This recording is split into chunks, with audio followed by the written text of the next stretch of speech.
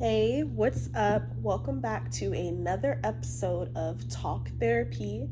It's your girl, Lovely Fly Shy, also known as Shy or Shira, whatever you'd like to call me. It's all my name.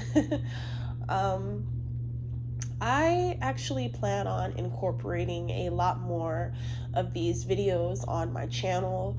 I have really found it to be very therapeutic.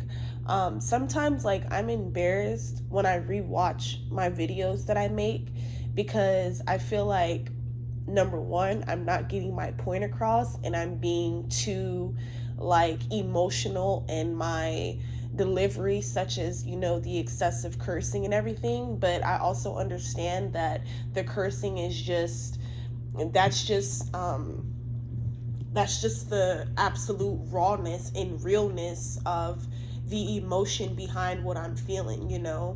And I'm working on ways to manage my potty mouth. But yes, I do find myself sometimes feeling embarrassed, or like when I stutter, when I'm thinking too fast and I'm trying to hurry up and get the thought out, and then I just start stuttering. Like, it's just things like that like make me feel embarrassed. I know that's kind of strange, but I want to be my absolute honest self on this platform, so that's why I'm sharing this with you all. But this video today that I want to get out to you all is going to be titled Out of the Life. And I'm going to be talking about my experience in sex work, how I got involved, and kind of just walk you guys down memory lane with myself, because as I talk about it, I'm uncovering different things that, was once unknown to me because I either buried it deep within myself, or I just, you know, drank myself to forget about it. But all during your healing process, all of this stuff comes back. It comes back up to the surface, and it's important to truly deal with these things. And I mean really deal with them. So yeah, let's jump into it. So, to kind of reintroduce myself, my name is Shira. I'm 25 years old. I'm a mother of two beautiful daughters, Naraya and Nalani, 7 and 2 years old, but going on 70 and 55. I'm an ex-sex worker. It's been officially about, I know it may not seem like like a lot of time since I've turned my last date, but I've officially been out of the life for about a month now, a month and a half really. And there were different things leading up to my decision about getting out of the life, which was just really getting to the nitty-gritty of it all and understanding how much of a risk I was putting myself in, or like as far as the situations I was in. And then as just really, it's just very dangerous. I mean, it's a very dangerous profession, and I felt like, oh well, I'm technically like, I don't know, I guess I'd call myself a high class escort or whatever, because I'm getting paid $500 to $1,000 an hour, and I'm thinking I'm doing something. But the fact of the matter is, it's not empowering. It's never been empowering for me. It started out as something fun. I'm not even gonna lie. I was so far up my own ass that I thought this lifestyle was fun. Like, I just wanted to have some fun. Like, I just felt like I was having fun, but I happened to be getting paid for it at the same time. But who am I fooling? Who am I kidding? Yes, your ears heard right. I ignorantly believed and perceived that profession as fun, when I actually had a really, even though I wouldn't say it's like the world's promising career, at 21 to 22, like, I was actually living it up. I was really living a really good life during those times. I was a cocktail server. I worked on the Las Vegas Strip. I actually really enjoyed my job. But you know what? I'm going to do a separate story time about my experience as a cocktail server, as far as like with my coworkers, the managers, and things like that, and what I was dealing with and all that. But I guess none of that has anything to do with this video, except the fact that some of the women, the young women who would parade around with these top dollar, high roller tricks, Louis Vuitton down, Gucci down, like just flossing, and I was very intrigued by these women. Like, I was looking at them as though they were like the world's next best thing,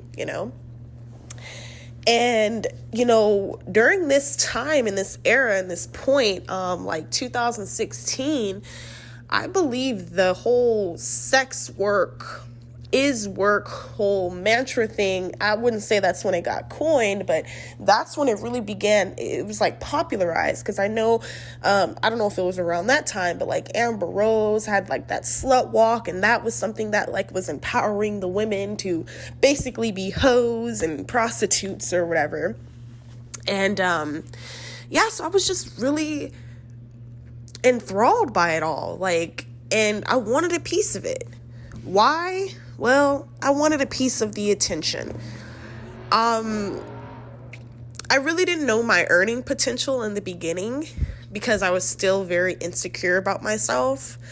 I've always known myself to be beautiful. I won't say that I'm not. That's not the point I'm making.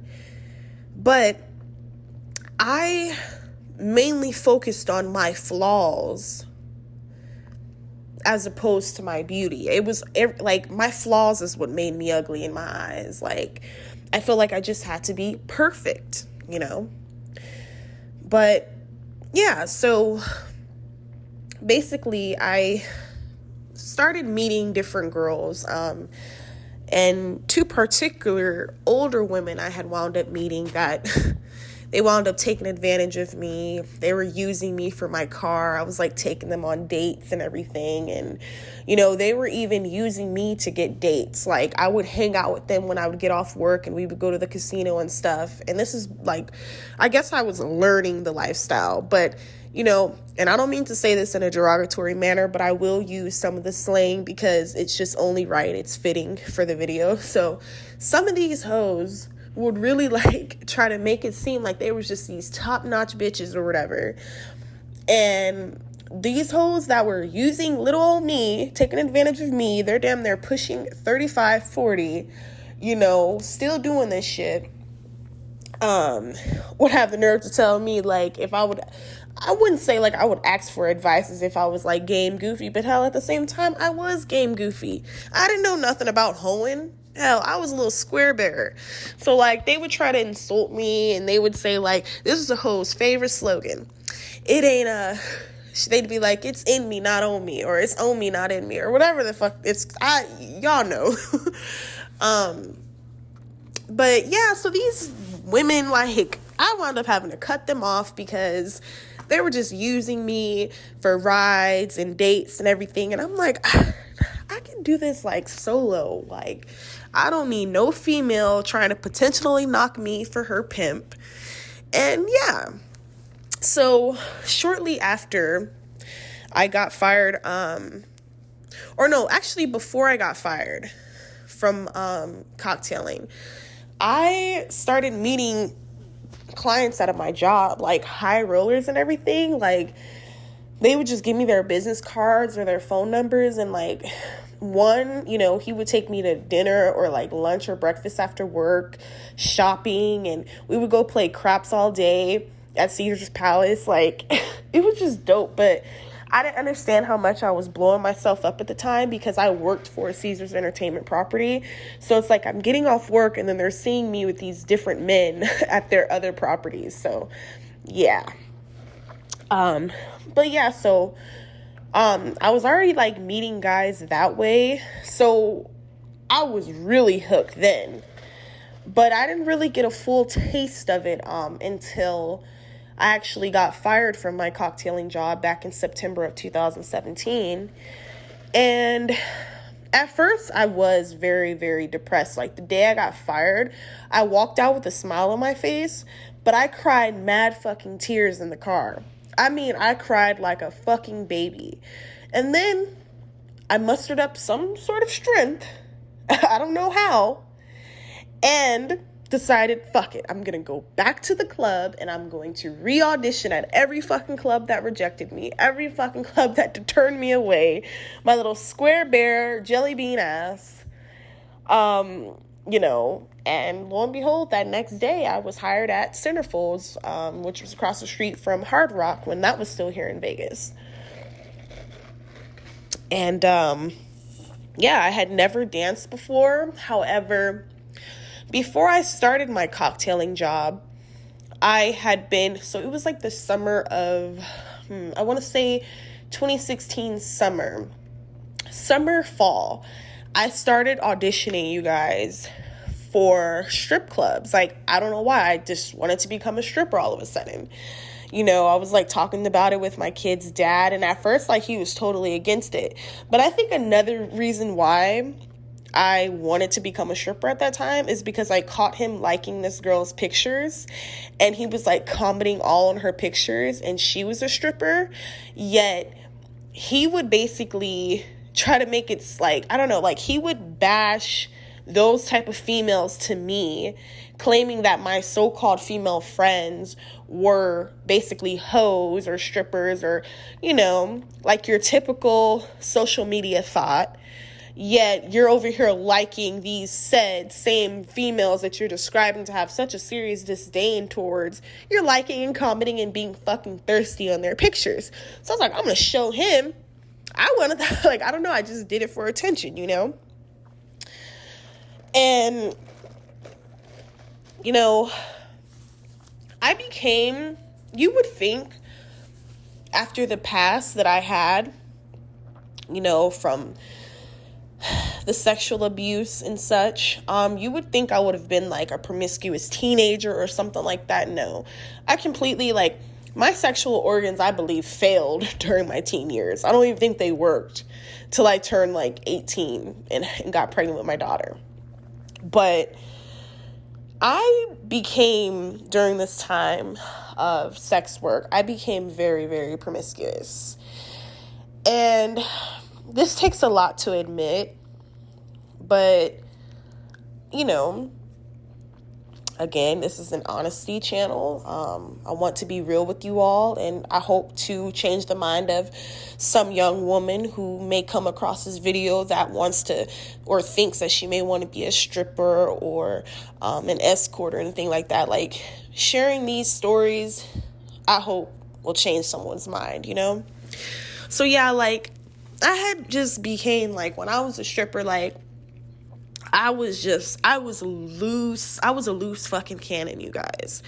I would just get drunk, and it would be the most unattractive people. Oh my God, it's not even funny, but it's like, it's real. Like, it's just real, you know? And, I just was like, what the fuck is, you know, there would be times, though, in my career of being a empowered sex worker, what I thought I was, I came across some fucking dangerous situations. Like, there were times I woke up next to someone and I didn't even fucking remember or understand how the fuck I got there.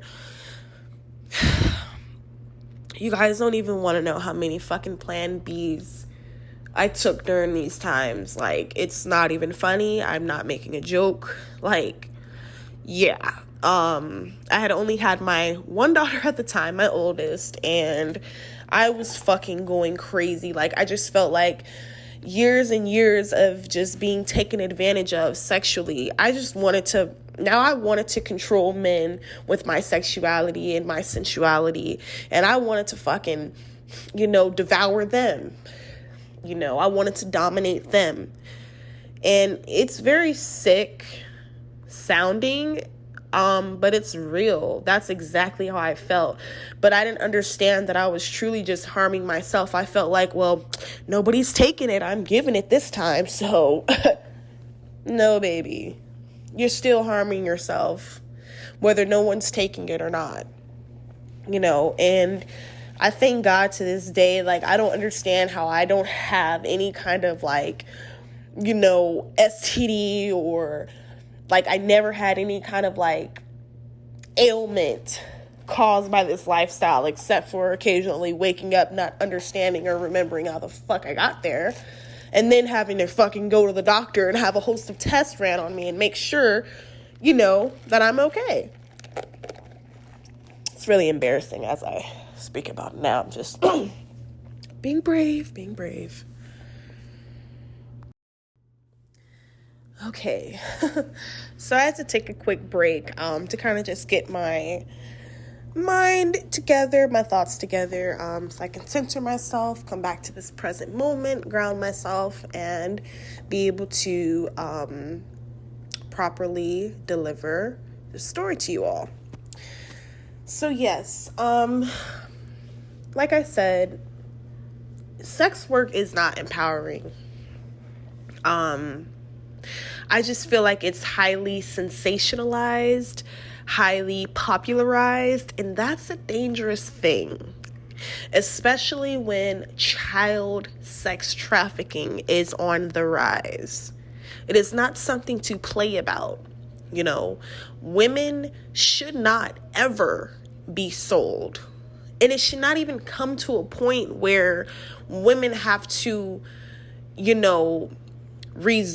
resort to sex work, because once the fun ended for me, as far as the adoration and the allure and all that jazz, once all that came to a halt and now it was more so work, like this was survive and this was eat or die type stuff, the tables quickly flipped, and they turned as well, because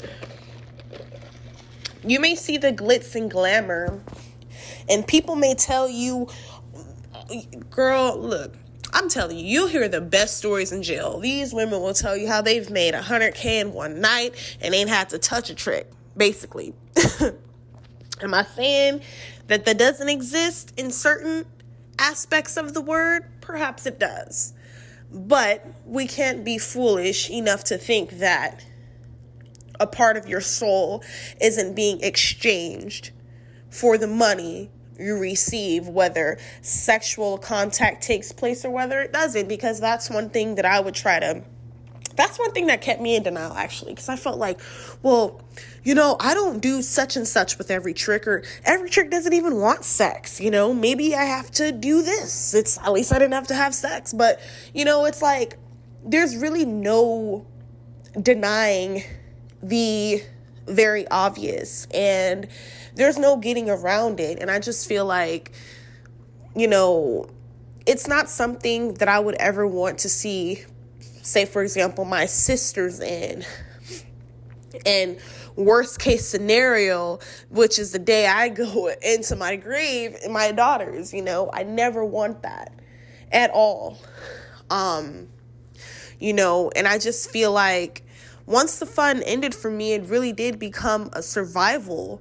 It was either, you go out here and bust this trick, or you starve. Because a lot of people would tell me too, like, well, just get a job and things like that. Well, there's a process in getting a job, and say you're past due on bills and things, like the envy energy don't want to hear that, you're working on getting a job. Bitch, if they gave you a 10-day notice, that's a 10-day notice, unless you make an arrangement, if they're even willing to give you one. Luckily, we're in the middle of a pandemic, so we have some leniency. But the fact of the matter remains the same. Sex work was never something that, like, well, let me correct myself. Once the fun ended, it became fucking, I had to force myself to get up and do it. And again, the fun ended like within year one.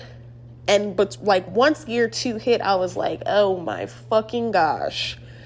And then I began like siding with the girls that were like trick rolling. Although I never was involved in any kind of trick rolling incidents or anything like that, I was like, well, that's what them tricks get, and just thinking like that. But all in all, it's an ugly game. It's an ugly lifestyle.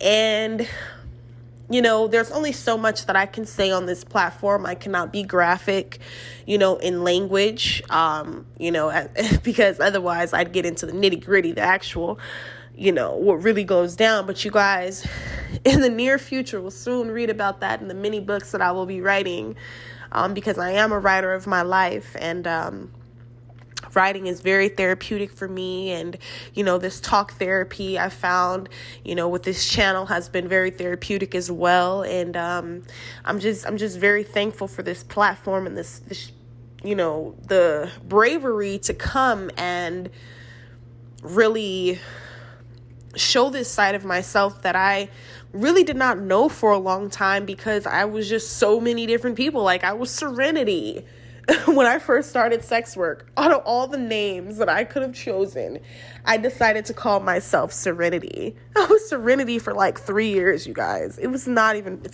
funny. And then I became Ava Rax. That was short-lived, because my OnlyFans career, that died the moment I started it. Oh, child. I've seen some things. Now, I don't knock nobody that does OnlyFans or have OnlyFans, because I know those girls, some of them is making millions, but in the same breath, it's like, it's not something you can do forever. And you have to understand, whatever you put out there on the internet is there forever. And, we don't want to pull no Kim K's and have that shit come up, in the brink of our career, or when we're really starting to blossom and come about and become known. And then suddenly we got our nude pics popping up from 10 years ago. Like, what the fuck, So, yeah, I just been doing a lot of reflecting. Today has been an amazing day after the week I've had. And in time, as I grow stronger in my healing journey and in my transformational stages, I'll, be more open to share, and the sharing is more so just used as motivation and messages and tools for others. So, like I said, if they're thinking, or if they ever have thoughts, like, click on this video and learn that it's not for you. I don't think any of the women today that are strippers, dancers, or self-proclaimed escorts, high-class escorts, I don't think when they were 5 years old, oh, mommy, I want to be an escort when I grow up. No. No.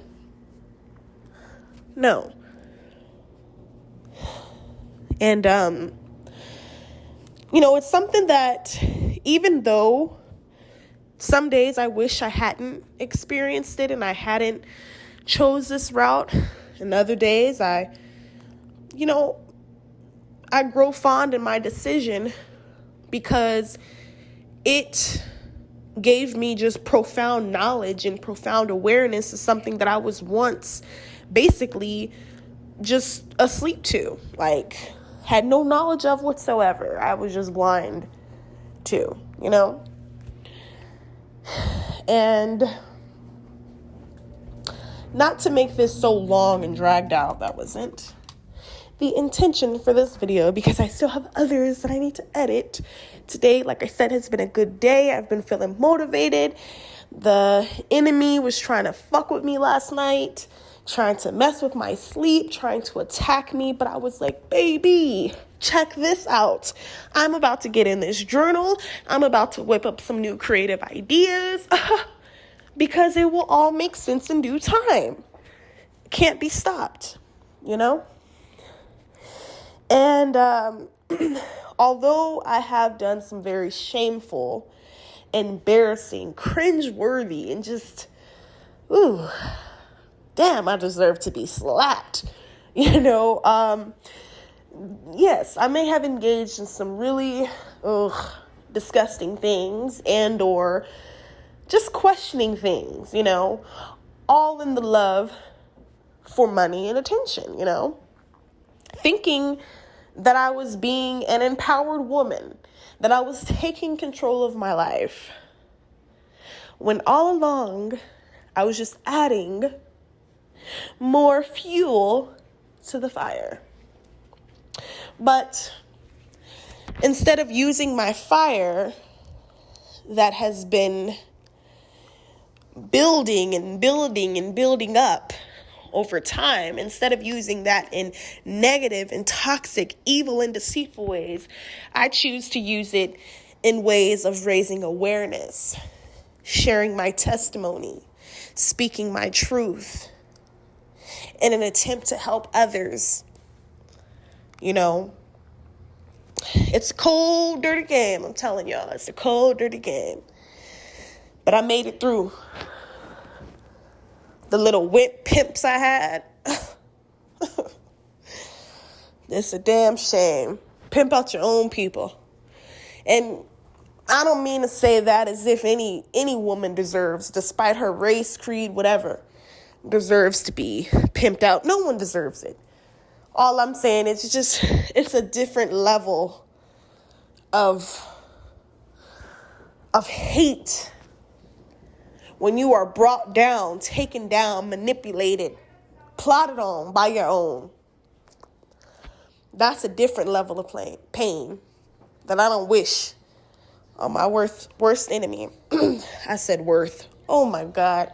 Yes, I talk with a lisp. But no. Truly. We got to do better as a people. We have to watch what we consume before what we consume consumes us. Now, I'm knowledgeable in many areas of life. And this particular path of my life that I partaked in or, engaged in for these past, 4.5, 5 years, it was definitely an awakening that I needed to go through. But I am officially out of the life, and I do not look forward to returning, because I know that God has ordained a perfect plan for my life, and He is governing over my life, and He is instilling in me the strength and the power to be the driving force of my life. And He is renewing and restoring my mind, cleansing my heart, my mind, my body, my spirit, my soul. I have so many things on the way, you guys. You don't even know what God has shown me, what's been prophesized. I wish I could say it, but I know that there's people that watch my channel and that they're just waiting on the sidelines. They're waiting. Their ears are as big as North Falls or the North Pole, just waiting to hear some information that Shira failed. Shira gave in to the enemy. But you will not hear that, because I will not fail. I will prosper. I will heal. I will transform. And I will be a driving force and a motivation to other young women and girls who have been hurt in the same ways that I have. But I wish to empower them with the strength that lies within them already, that they just have not tapped into yet. Now, I'm not perfect. I know I'm not. but I have a purpose. And for that reason, I am out of the life and I am not looking back.